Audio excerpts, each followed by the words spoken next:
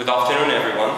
On behalf of Father Afram and our youth group, I'd like to welcome our guest speaker today, Mr. Calum Miller. I'd like to begin by introducing him to you. I'd like to begin by highlighting the most obvious thing, which is looking similar to Calum. Calum looking similar to Mata, who is a Chelsea player, and you can assume that Calum is a Chelsea supporter from that. Well, I can assure you today that Calum's talk has nothing to do with Chelsea. I want to briefly speak about Calum. Well, from my personal experience, he's literally the most intelligent person I've met in person in my whole life. Calum achieved 6th grade A-levels in our 6th form. He did further maths on his own because our 6th form couldn't fit this subject on his timetable. Going into Oxford Medical School was an easy task for him. Despite being really good in the sciences, he is equally clever in philosophy and theology, and his brain's hunger for knowledge is never satisfied. He keeps on reading many books. So we thank you so much for being with us today to share some of your knowledge with us. So ladies and gentlemen, let us all welcome our special guest today, Calum Miller, with a huge round of applause.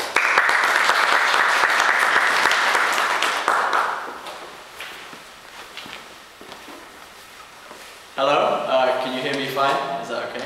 Great. Yeah, thank you Hamim for inviting me, and thank you everyone for having me here today. Yeah, Hamim's always been kind of the nicest guy I've known, and the most flattering, so don't believe everything you hear from him. He probably plays me up a bit too much. I'm actually kind of normal, and common sense is something that I struggle with more than anything, so I need friends to help me out with that. I'm told that pretty much everyone here is Iraqi. I don't know if that's true of absolutely everyone, but yeah, it's nice to see more of you. I live with an Iraqi guy at university, so he's told me all about his baba and his family and everything in Iraq, and he lived there for quite a few years, and he would have loved to have been here today. I'll try and get him along some other time because it's really nice here. But yeah, I'm kind of a little bit familiar with Iraqi ways and customs and everything, so it's nice to see more of you. So today I'll be talking about science and religion, which is what I've been asked to speak about. I don't know how many of you are particularly into this subject, or into science or into religion. I don't know how religious you guys are, presumably a little bit if you've come to a church today. But I'm going to be speaking just a little bit about my journey in medical school and things like that, all the science that I've been doing, and some of the problems people have with science and religion and how we can work some of the issues out. So yeah, Hamim's already said a little bit about me, just a quick overview. So I grew up in Croydon in South London, and that's always been my home and always will be my home probably. And yeah, it's somewhere that I'll probably go back to when I finished university. I'm very much a London boy, so it's nice to be back here for Christmas and to be with you guys today. So I went to university in Oxford to do medicine, where I got a degree in medical sciences, kind of focusing on neuroscience. So I've done a little bit on that kind of thing. That involved a debate with Peter Atkins, who's a professor of chemistry at Oxford. So there's a video on YouTube which goes around from time to time, where I'm debating him and we talk about science and God and things like that. So that was probably one of the highlights of my time at university. I'm now doing clinical medicine, so I qualify in about 2 years. So that's kind of something I enjoy as well. I know Hamim's a medical student as well. I don't know if any of you guys want to be or are, or if you just hate medicine or hate doctors, that's fine. But yeah, that's what keeps me occupied most of the time. I also do a bit of philosophy, thinking about issues to do with God and religion and things like that, and how we can justify our Christian beliefs.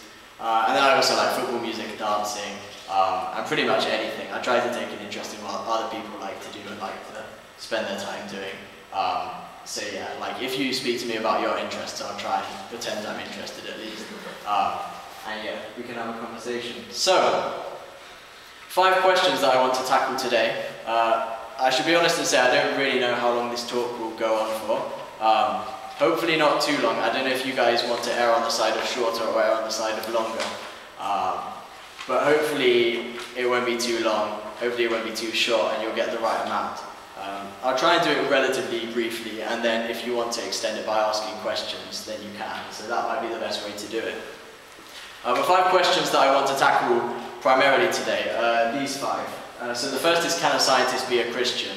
Is there any inherent conflict in doing science when you're a Christian? Do any of the beliefs or methodologies conflict?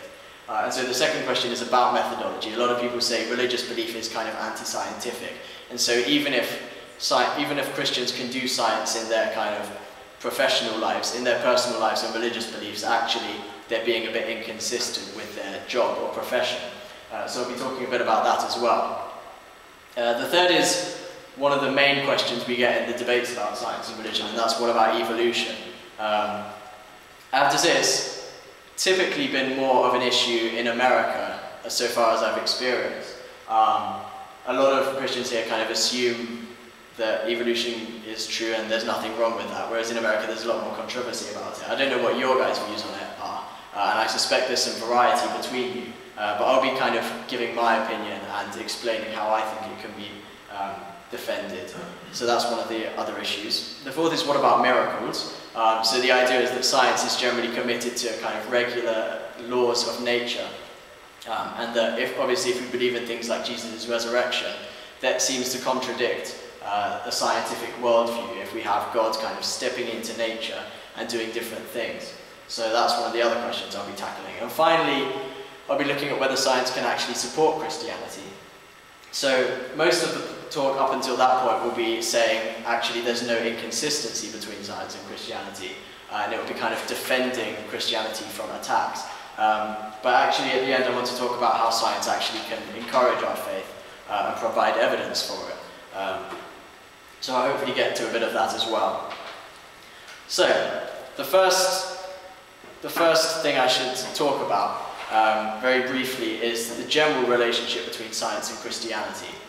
Now, for a lot of people, it's just apparently obvious that science and Christianity conflicts. They think, there's obviously things like evolution or the Big Bang or miracles, things like that. They're obviously against Christianity. And there are non-Christians and Christians who think this.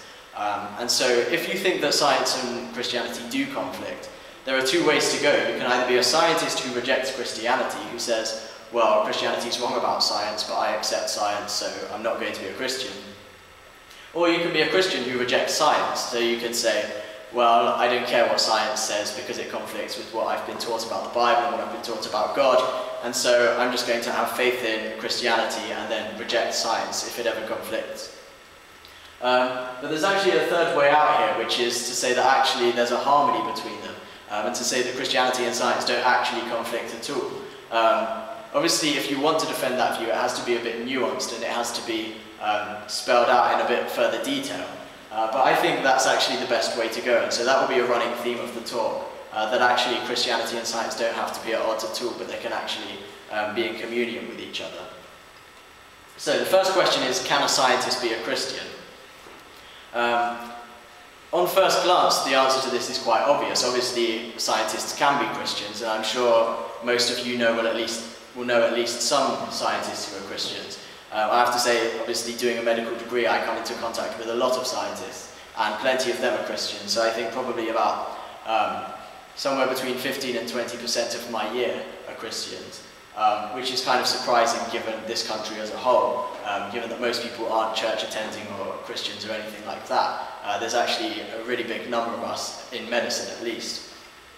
So that's kind of an obvious thing, but I'll just take you through the history of science briefly, and just highlight some particular examples. So, in terms of methodology, there's a man from many centuries ago called Francis Bacon, and another one called William of Ockham, and these two were really kind of influential in pioneering the scientific method. So Francis Bacon in particular has been upheld as one of the people who expounded the scientific method and who really pushed it forward.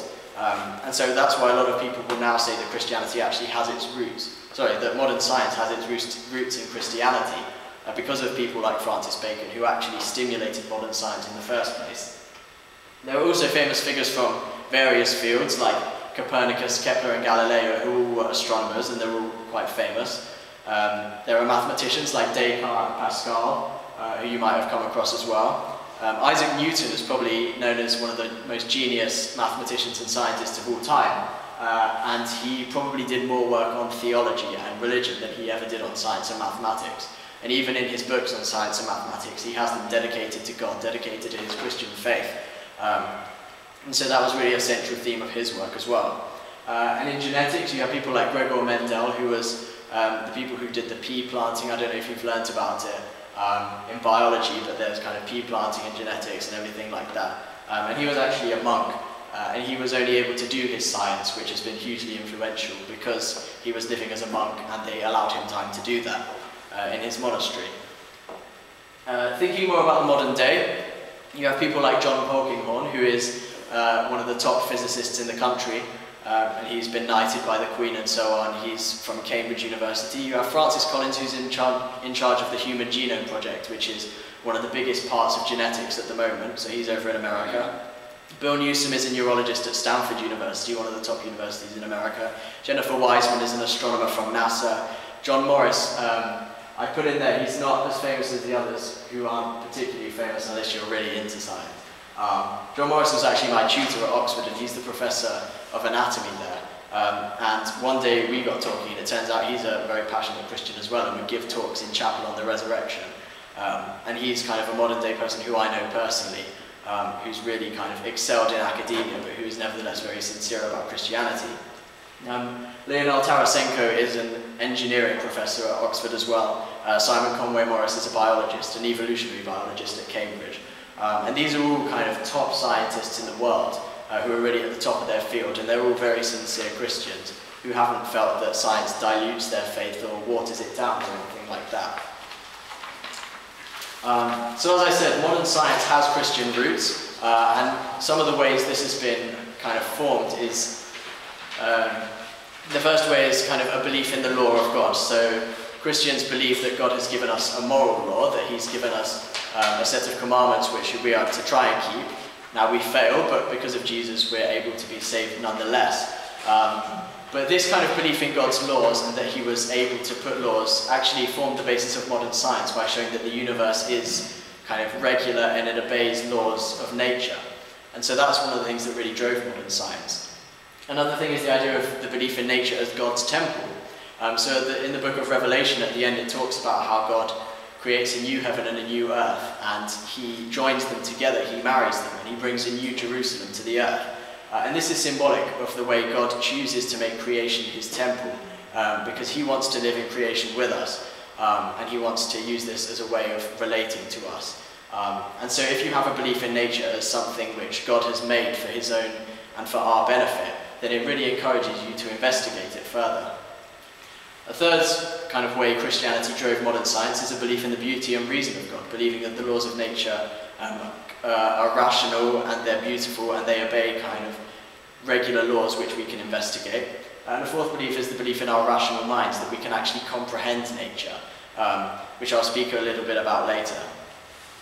So the second question is a question of methodology. There are a lot of people who say that actually, even if you can be a scientist in your professional life, it doesn't really work in your personal beliefs if you're going to try and be a scientific person, but you believe in religious things like God and the resurrection. And people have tried to spell out different ways of explaining what science actually is. So some people have said that science is about falsifying things, so anything that can't be kind of proved wrong counts as a scientific theory. But there are problems with this understanding of science because things like M-theory, which is a theory in physics, and things like mathematics can't be proved wrong. There's no evidence that we can make to show you that 2 + 2 doesn't equal 4, but nevertheless they're kind of good scientific theories and it makes sense to believe them. So that's not really a good account of science. Some people say that what's characteristic of science is that it's repeatable, that it involves things you can do over and over again in the lab. But again, this doesn't really capture science because most of historical sciences, things like evolutionary biology, cosmology about the Big Bang and the beginning of the universe, all these things involve events which weren't repeatable, that will never happen again. And so that's not really a good account about science either. One of the other things is to say, well, science is about what we can see. If you can't see it, then it's not really scientific. It's all about observation. Now, to an extent this is true. Science is about using observations, but it's not just about seeing observations. We also make inferences. We take a set of observations and we move from them to theories and hypotheses.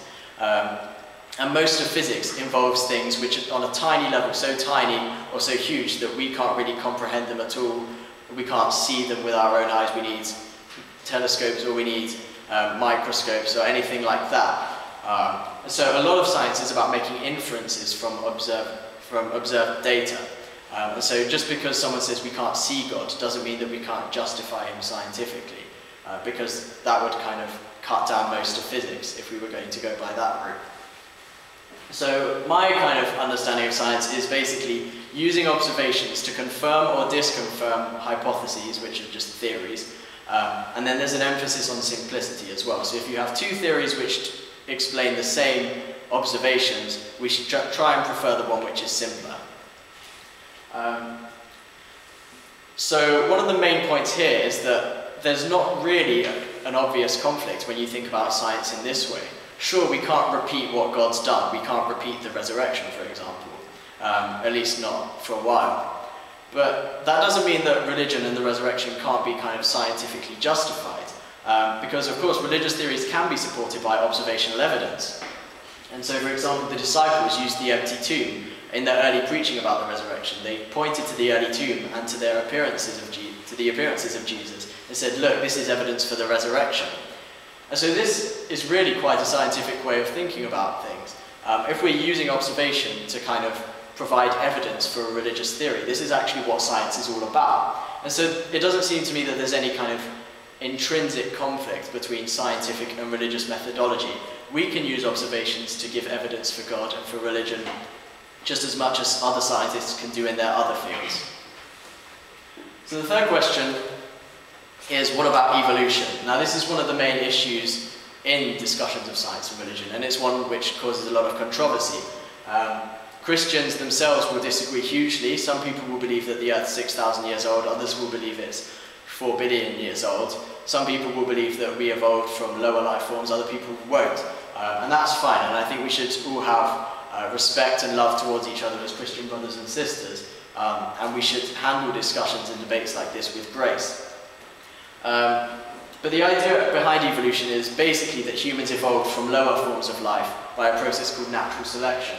And what natural selection is the idea that there's random variation in genetics. So you get people who are genetically different, and kind of random things happen which cause all the diversity of life. So even within humans there are obviously loads of people with different genetics, and that's what makes us all so different.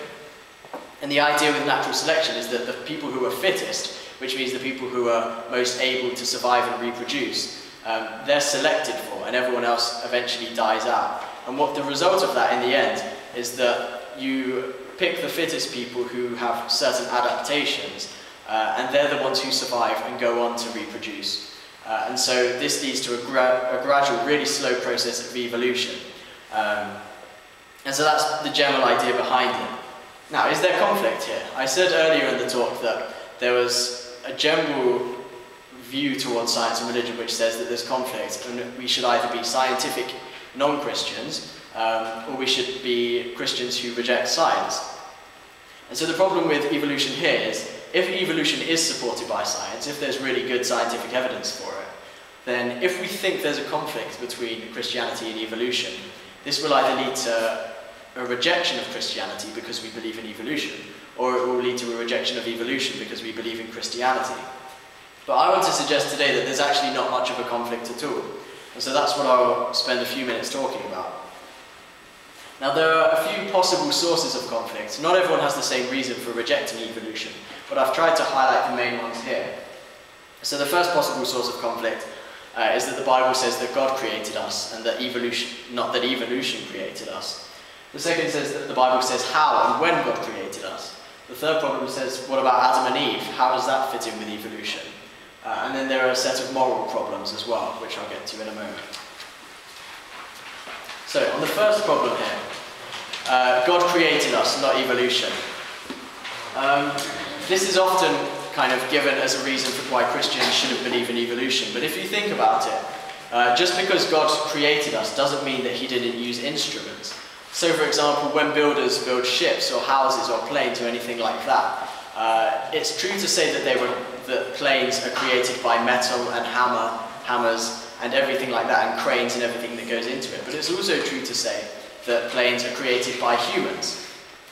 So just because something is created by a person doesn't mean that they can't use instruments to do it. And I think the same is true of God and evolution here. So just because God created us doesn't mean that he didn't use instruments. And so perhaps God created us through evolution as his instruments. And an example of this is, the Bible tells us that God gives us our daily bread. It tells us that God sends the rain and kind of causes crops to grow. But we still believe in agriculture. We still believe that things to do with farming and the science behind farming is generally correct. And similarly with evolution, we can still believe that God created us, even if we believe that he did it through a process of evolution. So I don't think there's any incompatibility there. The second question is, how and when did God create us? So for some people, God created us 6,000 years ago because of the genealogies in the Bible and the accounts of creation in Genesis. But what I would say here is that the passages in Genesis don't have to be taken literally in every aspect. Indeed, even people who think the earth is only a few thousand years old typically believe that at least some of Genesis is metaphorical. And so that's what I want to explore here a little bit. I think there are some hints that certain parts of Genesis shouldn't be taken literally. For example, there's a lot of poetry in the opening chapters of Genesis, and typically we associate poetry with metaphorical language. There are also literal inconsistencies. So for example, when God speaks about the tree of life in the Garden of Eden and the tree of the knowledge of good and evil, he says to Adam and Eve, "The day you eat of the tree of the knowledge of good and evil, you will surely die." Now what the Bible then goes on to say is that they ate from the tree, as we all know, and they died spiritually. They were put into alienation and separation from God. But it then tells us Adam went on to live another 900 years or so. And so if you take the Bible literally in every single aspect, there are problems here and there are inconsistencies. How can God tell Adam and Eve that they die the same day they ate the fruit, and then let Adam live for another 900 years?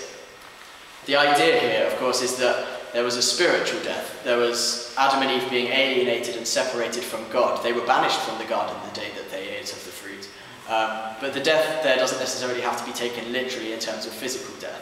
Now that's just one example, and of course there's a lot in the Genesis narratives and in the creation stories, which I don't have time to go into. But you can kind of maybe get the general picture that maybe these things don't have to be taken literally, and we can put metaphorical interpretations on them without compromising our Christian beliefs. Indeed, some of the best ways to understand the Genesis narratives are if we don't take it all literally, and if we look at kind of the meaning behind it. So yeah, there are other important focuses of the story. Now, for some people, this is a really kind of modern interpretation. It's just in light of modern science. It's something that is just kind of people who want to compromise their Christian beliefs will believe in. They think, oh, well, science has now shown that the earth is really old and that evolution is true. And these people just want to kind of reject what God said in his word, and they want to go with science instead. But actually, metaphorical interpretations of parts of Genesis are very early in Christian history. So, for example, Origen, who was from the first couple of centuries AD, says this. I don't endorse his kind of strong language and ungracious language, but this is what he says. "What man of intelligence, I ask, will consider that the first and the second and the third day, in which there are said to be both morning and evening, existed without sun and moon and stars, while the first day was even without a heaven? And who could be so silly as to believe that God, after the manner of a farmer, planted trees in a paradise eastward in Eden?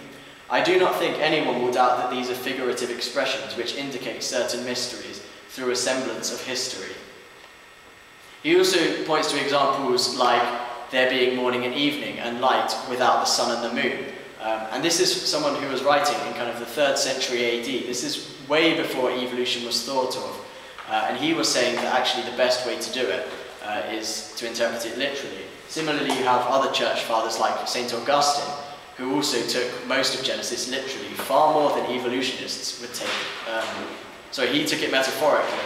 probably more metaphorically than most evolutionists would do today. And so there is, in Christian history, a tradition of this kind of thing, and it's not just people who want to be science and compromise their beliefs who do it. Now, what about Adam and Eve? This is another question that can perhaps cause a problem.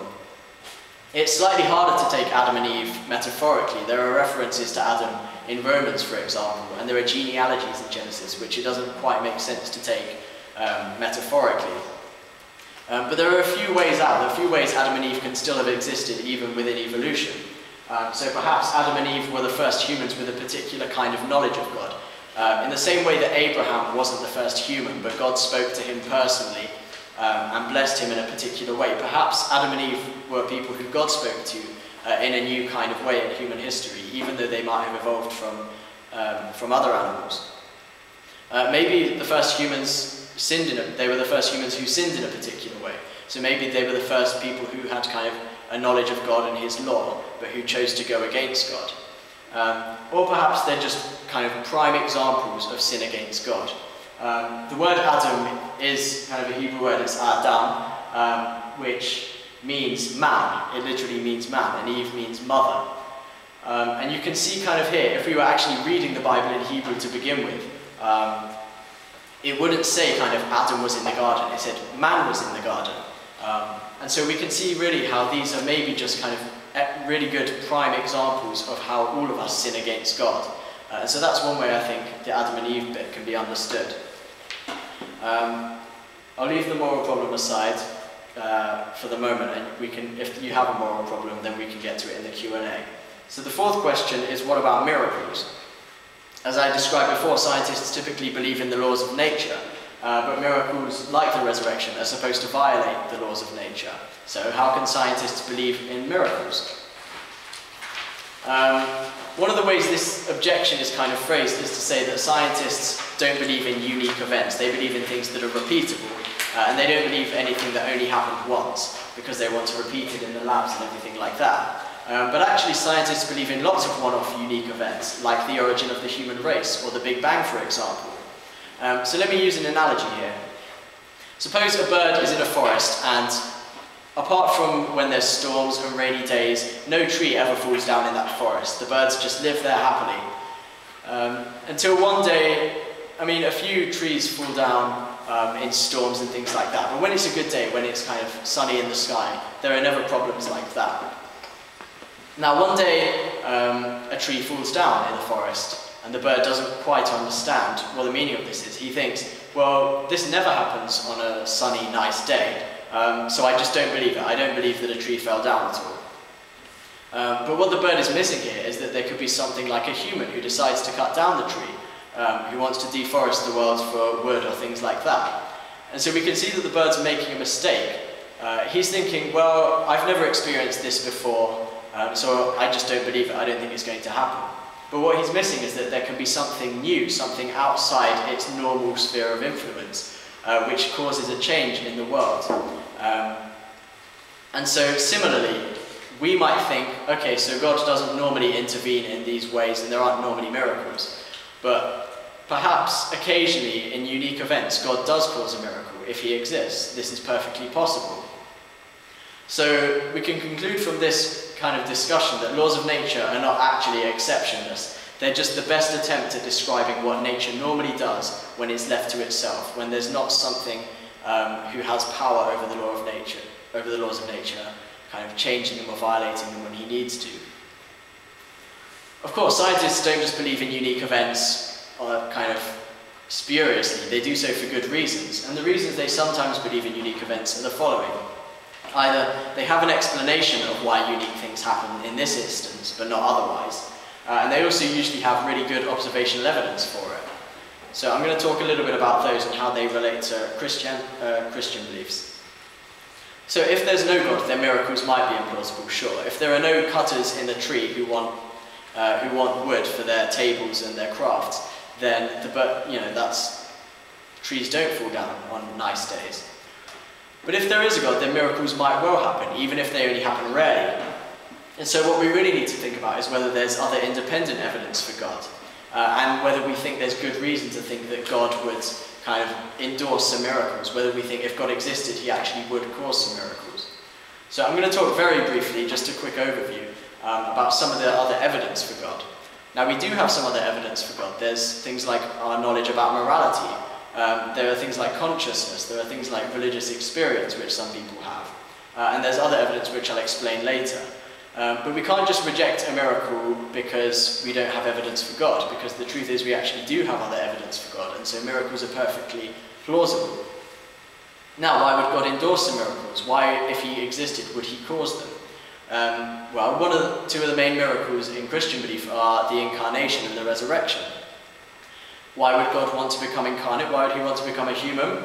Well, he might want to do so for many reasons, but some of them include the following. He might want to share in our suffering, become a human so that he can go through our problems with us, as a parent typically does with their child.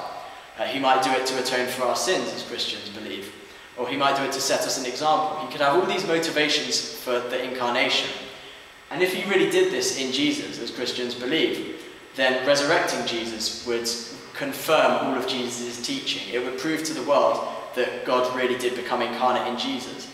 And so there's good reason to think that if God existed, he would be in favour of some miracles, like the resurrection and the incarnation. The other reason scientists typically believe in unique events is because they have really good evidence for them. And there's really good evidence for certain facts about Jesus. So, for example, I'll just go through a list of them, which most historians, whether they're Christian or not, most historians will endorse these facts about Jesus' life. And so John Dominic Crossan, who doesn't believe in a God himself, says Jesus' death by crucifixion under Pontius Pilate is as sure as anything historical can ever be. Gerd Ludermann, who's an atheist New Testament historian, says it may be taken as historically certain that Peter and the disciples had experiences after Jesus' death in which Jesus appeared to them as the risen Christ.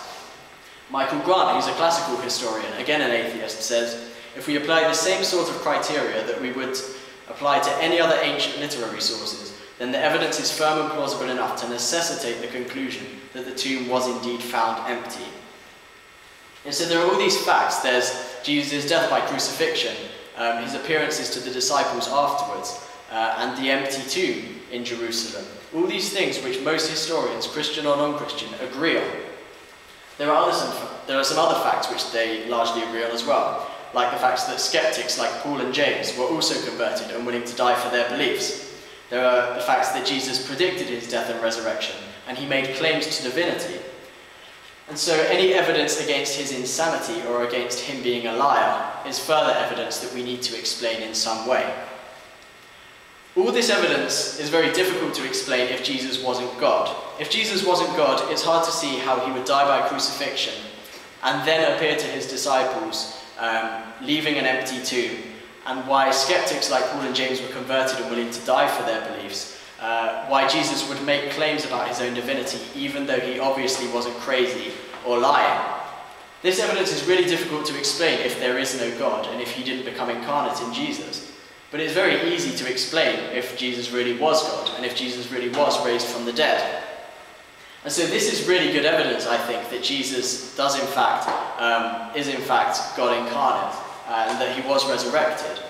And so miracles can't just be ruled out because of this. If we have really good evidence that this unique thing happened in history, then scientists can easily believe in it. Now the final question I'm going to speak on is whether science can actually provide evidence for Christianity. So far I've been speaking largely about whether there's a conflict.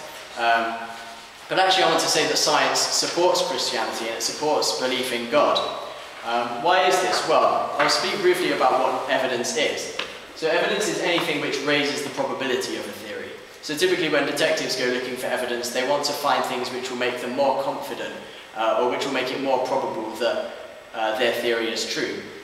So for example, finding fingerprints on a gun might raise the probability that a certain person committed a crime. And so this is what people typically look for in scientific inquiry.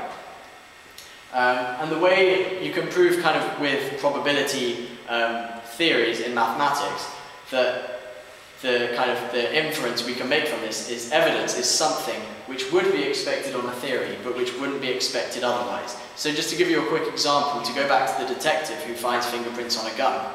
If I find Adam's fingerprints on a gun, this would be very unlikely if he didn't actually use the gun.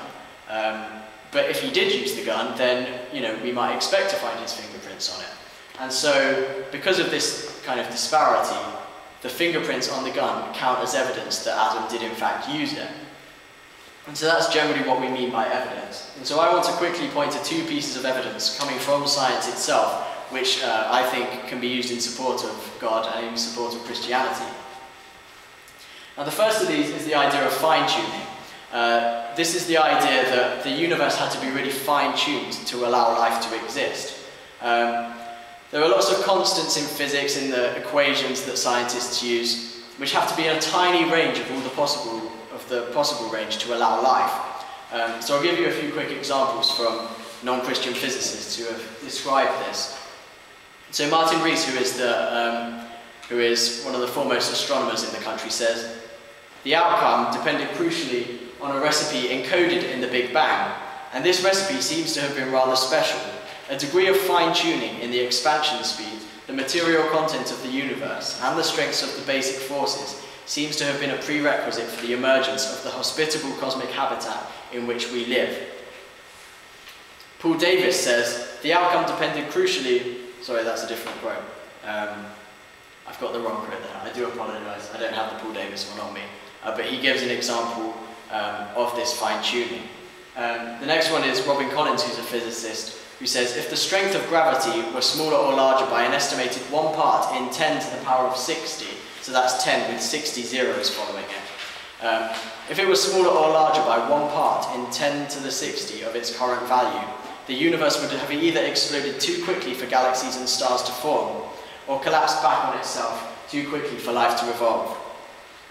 Without fine-tuning or some new principle of physics, for example the cosmological constant, is expected to be at least 10 to the 53 to 10 to the 120th power times larger than the maximum life-permitting value." Now that's all very complex physics, and you don't need to understand it fully to get the gist of the argument. This is just one of the examples. But the idea is that if the universe were kind of thrown together completely randomly, then it's so enormously improbable that it would have life that could evolve, that it would even have chemistry or stars or anything like that. And so what we can infer from this is that if there was no God, we would not expect the universe to be life-permitting, because it's so improbable that all the constants would be just in the right place, and that everything would come together to allow life to exist. But if God exists, we would expect there to be life. We believe in a God who likes relationships, who wants to share his love and his beauty with his creatures. And so if God existed, we can easily explain why the universe is life-permitting, because God made it and he wanted creatures to be in relationship with. And so it follows, given our understanding of evidence, that the existence of life-permitting universe is evidence for God. Now the second piece of evidence I want to discuss really briefly is the possibility of science itself. Now let me explain this a little. So science makes assumptions in order to work. Scientists often deny that they use certain assumptions, but on the most part, in my experience at least, most people will say that they make a few assumptions in their work to allow science to get off the ground to begin with. One of these assumptions is that the simplest explanation must be more likely, other things being equal. So going back to the fingerprints on a gun example, if I find Adam's fingerprints on a gun, I can come up with a few theories. One is that Adam himself touched the gun. Another is that there was an alien on another planet who was really excellent at making fake fingerprints and who wanted to frame Adam for some unknown reason, and so managed to use his technology to come up with fingerprints and the fingerprint patterns. He came to planet Earth and put Adam's fingerprint on a gun. Now obviously one of these theories is much more simple than the other. The simplest theory is clearly that Adam himself used the gun, but both of them explain the same observations. So how do we decide which one is true? Well, we pick the simplest one. And scientists do this in all their work. They'll always have a wide range of theories which can explain the observations, but usually only one of them will be a lot more simpler than the other. And so that's an assumption that science needs to make in order to start going. Another assumption is that the universe must have regular laws. Otherwise we could never extrapolate from the data, we could never use the data to say what happens more generally. So scientists typically only work with a tiny set of observations, but they assume that the laws behind them work for the whole universe, and they'll continue to work for the rest of eternity, or however long the universe lasts. But there's not necessarily that good evidence that the laws will continue to be regular. They could just as easily stop working tomorrow. So scientists do make this assumption that the universe has regular laws. Norman Swartz, who's a philosopher of science, describes it this way. Large-scale coincidences cry out for explanations that reveal the contrivance, planning, or deliberation behind the phenomenon. There are probably more than 10 to the power of 60 electrons in the universe, and all of them, we may suppose, have precisely the same electrical charge. Now, although I'm prepared to allow that 5 red cars in a row might be dismissed as a coincidence, can I allow that 10 to the power of 60 items with precisely the same electrical charge is likewise a coincidence? One thing we might do is swallow deeply and say nothing at all accounts for this fact. Faced with the prospect of having to say this, many persons find the sheer contingency of the actual world utterly fantastic. If it wasn't God who designed all this and saw to it that all these countless particles are qualitatively identical, then something has to account for it. That 10 to the power of 60 things should all be alike in their properties cannot rationally be deemed just a coincidence. And I should note that Norman Swartz isn't a Christian or even a theist himself. He's an atheist. He doesn't believe that God did it. But he still sees quite clearly that the order and the laws in the universe need some kind of explanation. If the universe was just kind of a product of chance or nothing to account for this fact, then it would be really improbable that the universe would be so regular and law-like. So, to turn this into a concise argument, we can say, if there was no God, we would not expect the universe to be simple, regular, and for science to be possible. But if God exists, we would expect science to be possible, because God is a rational God, he's a beautiful God, who wants to put together a law-like universe so that we can act properly in it, and so that we can understand the consequences of our actions, and so that we can investigate nature by science. So, the possibility of science counts as evidence for God.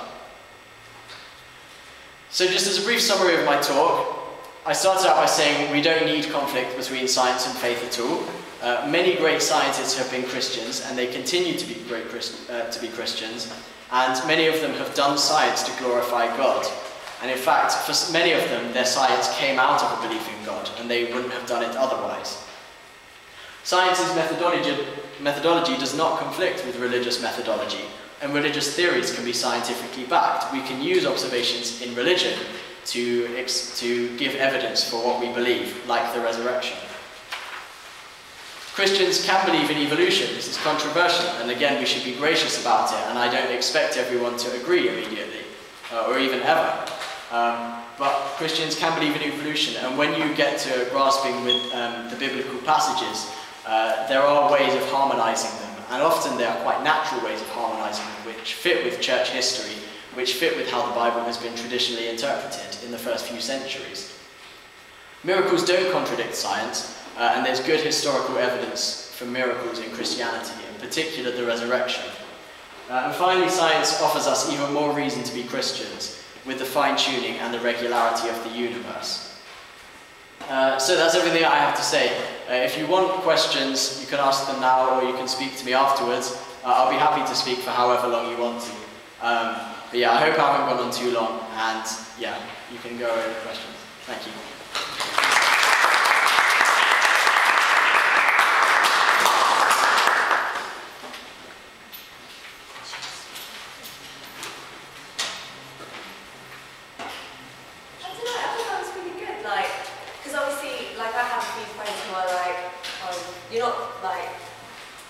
They just really believe in evolution and stuff like that, and they're like, how could you believe in God and stuff? So it was good to actually, like what you're saying, it's good to like sort of merge them together and say like, you've got evolution, but I can see that like God did that as well, kind of thing. But I like that, that was really good. Thank you. Thank you.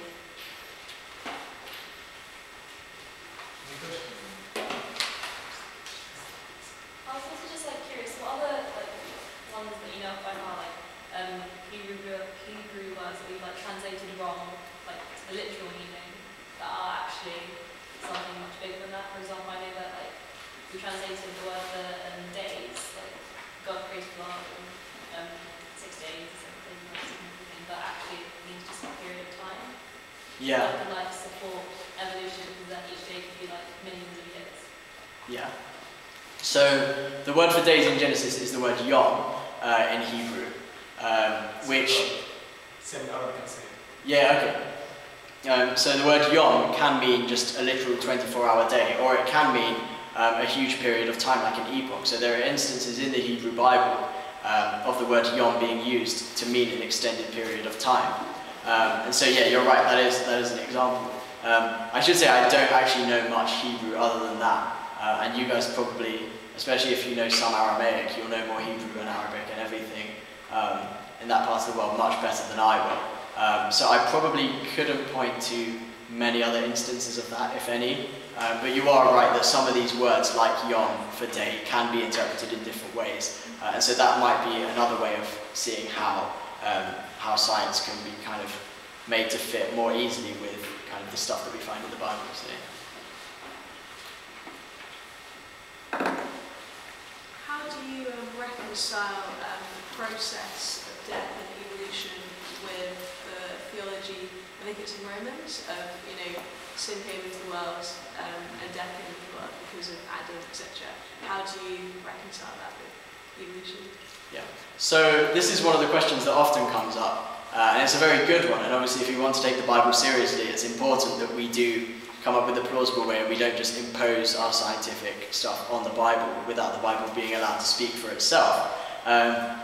One of the obvious points here is that we have death in our world anyway, so we can't say that there's a moral problem with evolution, but there's not a moral problem at the moment.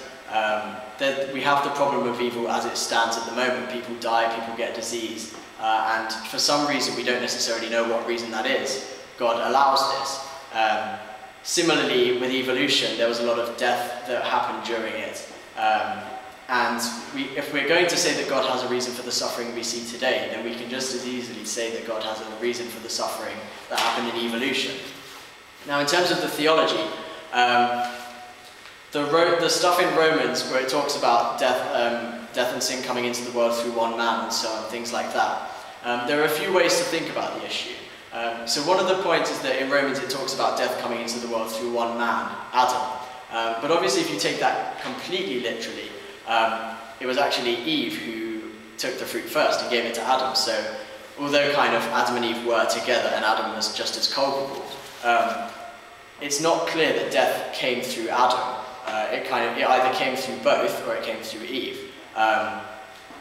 And so the Roman stuff doesn't necessarily have to be taken that literally with respect to that. And again, if we just see Adam as mankind, as the word Adam means, then what we have is the world, death came into the world through man, and death has been defeated by Jesus, as Romans goes on to say. So that's kind of one of the main things I'd say about that, and in terms of death coming into the world. And I guess also if you believe in the stuff in Genesis, in the early parts of Genesis, with the plants and the animals being created before humans, most, or at least lots of life, doesn't have a lifespan of much more than a few minutes. And so even if you take the Genesis account completely literally, and it was over 6 literal days, some of the plants presumably would have died by the time humans were made. And things like that, and so there would have been death if kind of these animals had their normal lifespan. They knew they were the similar kind of animals as to how we see them today. So that's another kind of problem for taking it literally. One other thing, as I mentioned, is kind of taking the idea of death spiritually. So in Genesis, God said, "You will die today if you eat of the tree of the knowledge of good and evil." And of course, Adam did die that day, but he died spiritually. It wasn't actually talking about physical death at all. And similarly with the Romans passage, maybe he's talking about kind of a spiritual death in terms of separation from God, as he often does. Paul says, "I died to myself, I was crucified with Christ, and now I'm raised with him." Now Paul hadn't died physically at that point, and he died kind of several years later after that. But it's nevertheless true that in a sense he died like Adam died. And I think that can kind of be a framework for understanding the Genesis stuff and the Roman stuff that talks about Adam and death as well. So, yeah.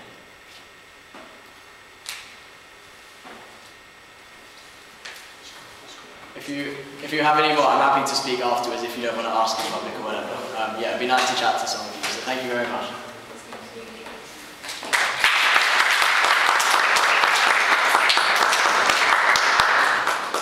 Thank you very much, Calum, for being here with us today. Thanks a lot for your efforts. We know you had exams last week, or this week, you just finished yesterday. He sent me the presentation at 4:30 AM today, so thank you very much. So Father Afram would like to present a cross as a gift to you. Thank you.